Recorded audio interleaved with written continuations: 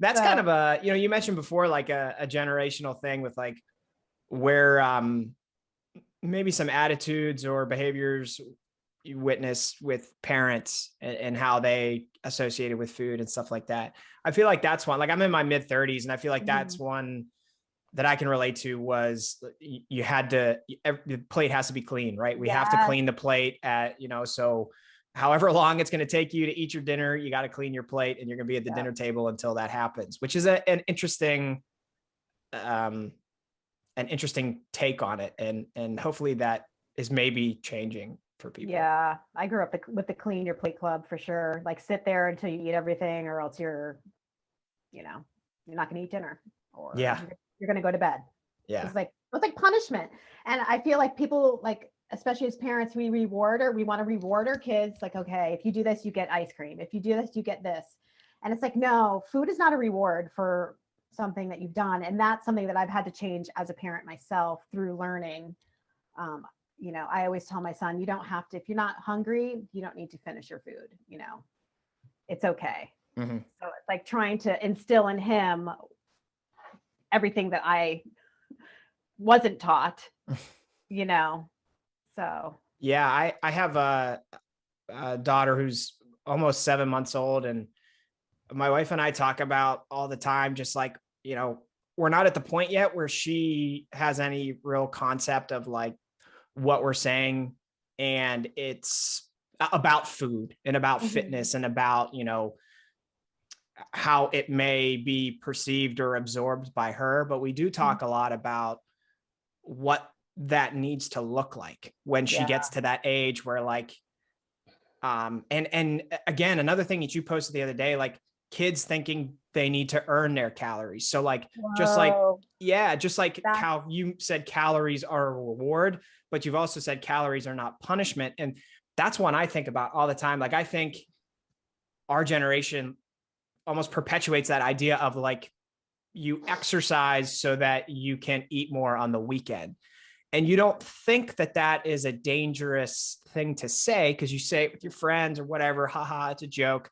yeah. And you, by doing that, are creating an unhealthy relationship for yourself. But then as you get older and you continue to say that stuff around your kids, it just kind of perpetuates the unhealthy relationship. Oh, did you see the last video I made about not eating your calories burned? And I had literally hundreds of girls, little girls. I'm talking because I looked at their profiles, like between the Mm-hmm. ages of 10 and 16, telling them that I triggered their eating disorder, talking about, how you should not eat your calories back or pay attention to your watch for what it says for calories burned, because it's completely inaccurate. And it stirred up a lot, and it actually made me really sad to see how many kids are focused on their watches and what the watch says just to eat food. It's a huge problem, and I'm like, why are you focusing on? They're like, I'm not going to eat now since you said that. I'm like, okay. They depend on their watches, what it says to eat food.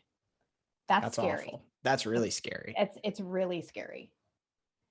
I So like, whew, yeah, that makes me think of talking about my fitness pal and how like you wish you could call them and tell them to like stop telling people what mhm, your algorithm says they should eat.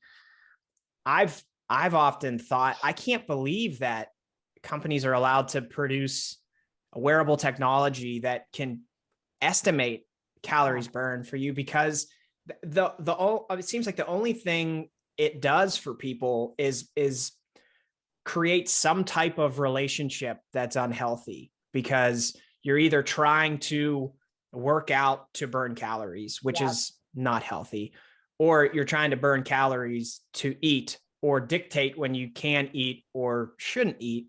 Mhm, Meanwhile, we know that there's research that says these devices are, the error rate is like 25 to 30% on some of them. It's not even close. yeah. And I don't know, like, do you have you found any successful ways to break through that with people other than just trying to lay out the facts? Because that's one I struggle with. I feel like it's become so ingrained Yeah. that it's hard to walk back from it. I haven't really had any issues yet because I feel like it's more with the younger children Mm, slash teenagers. which is disturbing. Less than the adults. Like I just tell them, listen, turn off the exercise calories on your app. Do not pay attention to what it says. You're exercising for health, for muscle building, which is actually going to raise your BMR. You control the calories going in. You cannot control, you have no idea how much you're burning. That's defeating the purpose. Yeah. But I really think it needs, for the younger generation who is so focused on this, and I don't even know why half of them, these 10-year-olds, should not be having an Apple Watch. They probably shouldn't even be on TikTok. And why are they looking at people losing weight on this app right now?